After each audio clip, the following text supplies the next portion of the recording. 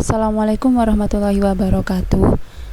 Saya akan menjelaskan tentang contoh soal dari momen inersia. Nah, momen inersia didefinisikan sebagai hasil kali massa dengan kuadrat jarak yang tegak lurus dari titik poros rotasinya. Nah, di sini ada contoh soal momen inersia partikel sama momen inersia benda tegar. Bedanya apa? Kalau momen inersia sebuah partikel itu persamaannya tinggal massa kali dengan jarak kuadratnya. Sedangkan kalau momen inersia benda tegar itu bergantung benda tegarnya. Kalau benda tegarnya silinder pejal akan berbeda dengan batang yang panjang dan lain-lain. Nah, di situ ada perkalian K atau yang disebut dengan koefisien momen inersia. Berapa nilai besarnya K itu bisa dilihat pada tabel di modul. Oke, sekarang kita akan bahas tentang contoh soal momen inersia sebuah partikel. Ini ada sebuah susunan ya, 3 massa titik seperti pada gambar berikut. Nah, ini ada massa 1, massa 2, massa 3.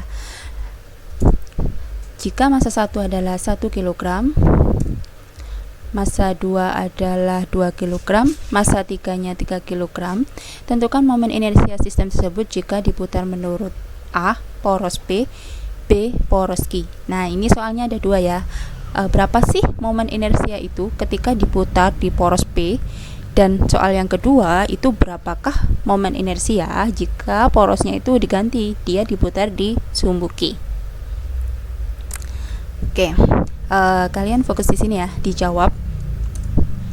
Ketika kita memutar porosnya di titik P. Oke, kita tulis dulu masanya. Massa 1 1 kg, massa 2 2 kg, massa 3 3 kg.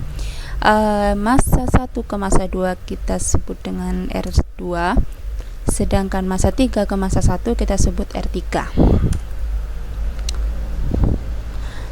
I sama dengan M1 R1. Oke, sekarang kalian bisa berpikir ya, berapakah jarak R1 ke poros? Betul, jaraknya adalah 0. Maka momen inersia di titik P itu adalah sama dengan 0 karena tidak ada jaraknya. Ya, jadi intinya kalau misalkan diputar di poros P maupun Q nantinya, itu momen inersianya akan 0 di titik itu sendiri karena tidak ada jaraknya. Berarti momen inersia di titik P tidak ada. Kemudian untuk momen inersia di titik massa 2 dan massa 3 kita harus mencarinya. Oke. I sama dengan sigma mr kuadrat. Karena ada dua massa ya yang diputar, maka momen inersia ini adalah penjumlahannya. Perlu diingat, momen inersia ini adalah merupakan besaran skalar, jadi tidak bergantung arah, jadi hanya nilai saja. Oke, berarti I-nya adalah I2 plus I3.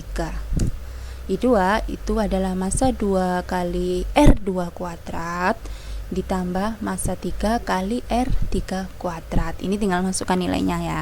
R3 itu dari sini ke poros, berarti 1 ditambah 1 meter, yaitu 2 meter kuadrat. Oke, berarti momen inersia di poros ini adalah di poros titik P, momen inersia totalnya itu adalah 14 kg meter kuadrat. Kemudian bagaimana jika di poros Q? Oke, berarti diputar di poros Q ya. Otomatis misalkan yang M1 adalah R1, yang M3 ini R3, masanya kita tulis I1 ada ya. Nah, I2-nya akan sama dengan 0 karena R2-nya itu tidak ada, dia diputar di sini, maka jaraknya tidak ada, berarti tidak usah dicari nih ya. Kemudian I3-nya ada, maka I sama dengan sigma mr kuadrat, berarti yang ada itu momen inersianya adalah I1 sama I3.